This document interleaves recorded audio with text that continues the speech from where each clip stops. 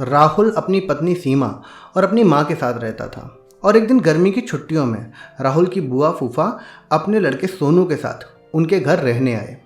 घर आते ही फूफा जी राहुल से बोले कि बेटा यहाँ तो बहुत गर्मी है, घर में कोई एसी नहीं है क्या? जिस पर राहुल की माँ ने बोला, हाँ भाई साहब है, अभी कुछ दिन पहले ही राहुल ने अपने कमरे में एसी लगवाया है। ये सुनते ही फूफा जी अपने बेटे से बोले, अरे ये तो अच्छी बात है, वो क्या है ना, मुझसे गर्मी बर्दाश्त नहीं होती, तो आज से मैं राहुल के कमरे में सोऊंगा। ये बोलकर फूफा जी ने सारा सामान राहुल के कमरे में बेटे के हाथों भिजवा दिया।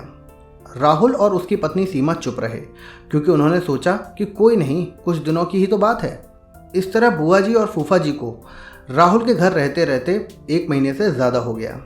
राहुल ने अपनी माँ से पूछा कि बुआ जी कब जाने वाली हैं, हम कब तक ऐसे ही हॉल में सोकर अपना गुजारा करेंगे? राहुल की माँ बोली, बेटा रिश्तेदारी का मामला है, हम कुछ कह भी तो नहीं सकते।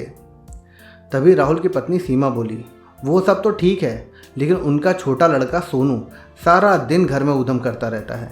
कल तो उसने हमारा नया सोफ़ा बुरी तरह से फाड़ डाला। राहुल को ये सुनकर बहुत गुस्सा आया कि नया सोफ़ा फाड़ दिया। वो अपनी पत्नी से बोला, तुम सोनू को ऐसा करने से रोकती क्यों नहीं? सीमा बोली, जब से बुआ फूफा जी आए हैं कुछ न कुछ खाने की डिमांड ही करते रहते हैं, जिससे मेरा और माँ जी का सारा दिन तो रसोई में ही निकल जाता है। जिस पर राहुल ने कहा कि मैं अभी जाकर फूफा जी से पूछता हूँ कि वो आखिरकार कब जाएंगे। राहुल ने बातों बातों में फूफा जी से कहा कि 1 महीना हो गया है, आपकी जॉब की छुट्टियाँ तो खत्म हो गई होंगी ना? जिस पर फूफा जी बोले, राहुल मैंने जॉब तो कब की छोड़ दी, अब तो मैं बिजनेस करता हूँ और अब मैं इस शहर में कुछ बिजनेस खोलने की सोच रहा हूँ। पहले इस शहर को अच्छे से समझ लूँ, जिसमें 2-3 महीने तो लग ही जाएंगे। ये सुनकर राहुल तुरंत समझ गया कि फूफा जी अभी जाने वाले नहीं हैं। उसने आकर ये बात पत्नी और माँ को बताई। ये सुनने के बाद सीमा ने बोला, जब घी सीधी उंगली से नहीं निकलता तो उंगली टेढ़ी करनी पड़ती है, इनके साथ भी कुछ ऐसा ही करना पड़ेगा। अब आप ये काम मुझ पर छोड़ दीजिए। उसी रात को बुआ और फूफा जी छत पर थे। तभी उनका लड़का सोनू चिल्लाता हुआ उनके पास आया और बोला कि मैंने अभी एक चुड़ैल को देखा है।